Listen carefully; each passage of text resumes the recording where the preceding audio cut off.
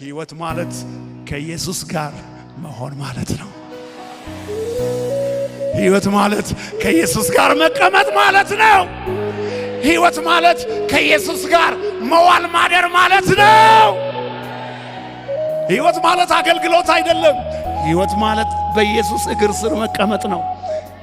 ቋሚ ጊዜ መውሰድ፣ ቋሚ የጸሎት ጊዜ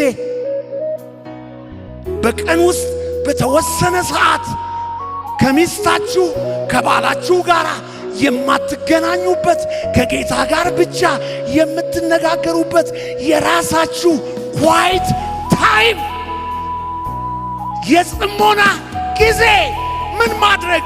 ጌታን ለመፈለግ መቅጠማት፣ ጌታን ለመፈለግ ራስን ማዋረድ፣ ጌታን ለመፈለግ ቃሉን ማንበብ፣ መጸለይ። እኛ ድሮ ልጆች ሆነን ስንዘምር አንድ በጣም ወደው መዝሙር አለ።